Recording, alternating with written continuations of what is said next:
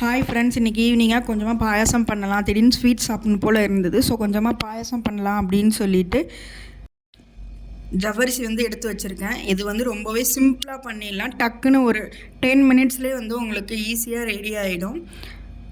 So இதுக்கு first தண்ணி ஊற்றி இந்த ஜவ்வரிசி நல்லா கழுவி எடுத்துக்கிறேன். இந்த பாயாசம் எங்கள் அத்தை பண்ணுவாங்க. ரொம்ப சிம்பிளாக பண்ணுவாங்க. டேஸ்ட்டுமே சூப்பராக இருக்கும். இந்த மாதிரி நெய்யில் தாளித்து கொட்டுறது இந்த மாதிரி எதுவுமே கிடையாது. சிம்பிளாக 10 நிமிஷத்தில் அடுப்பில் வச்சது இறக்கிடலாம். நல்லா டேஸ்ட்டாக இருக்கும். வாங்க எப்படின்னு பார்க்கலாம். அதுக்கு ஃபஸ்ட்டு ஒரு அகலமான பாத்திரத்தில் தண்ணி வச்சுக்கிறேன். இந்த தண்ணி நல்லா கொதிக்கணும். கொதிச்சதுக்கப்புறம் தான் இந்த ஜவ்வரிசி போடுவாங்க. இன்றைக்கி நானும் அதே மாதிரி தான் செய்ய போகிறேன். நல்லா தண்ணி கொதிச்சிருச்சு. ஸோ இந்த டைமில் நான் அந்த ஜவ்வரிசி உள்ளே ஆட் பண்ணிக்கிறேன். ஆட் பண்ணி நல்லா கொதிக்க விட்டுறலாம். இந்த ஜவ்வரிசி ஒரு நல்ல கண்ணாடி பதத்துக்கு வரணும். கண்ணாடி பதம் வர்ற வரைக்கும் இதை வேக வச்சிடலாம். இப்படியே குக்கரில் விசில் போட்டாலுமே ஒரு 3லேருந்து 4 விசிலில் நல்லா வெந்து வந்துடும். டக்குன்னு பண்ணணும், ஈஸியாக பண்ணி முடிச்சிடணும், நமக்கு டைம் இல்லை அப்படின்னா இந்த மாதிரி ட்ரை பண்ணலாம். ரொம்பவுமே சிம்பிளாக இருக்கும். டேஸ்ட்டுமே சூப்பராக இருக்கும். இப்போ முந்திரியை சின்ன சின்ன பீஸாக கட் பண்ணி போட்டுக்கிறேன்.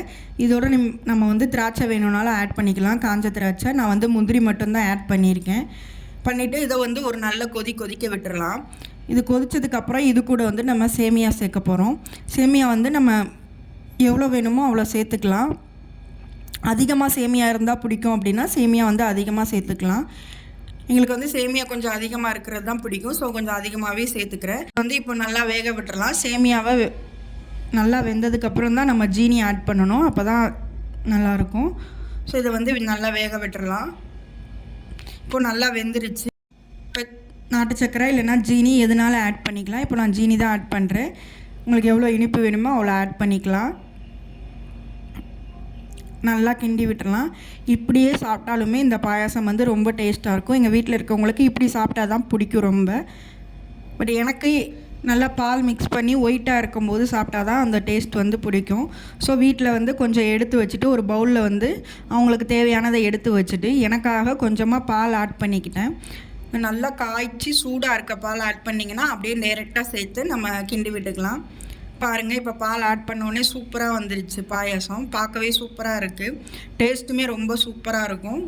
கண்டிப்பாக ட்ரை பண்ணி பாருங்கள். ஈஸியாக சிம்பிளாக டக்குன்னு செஞ்சிடலாம்.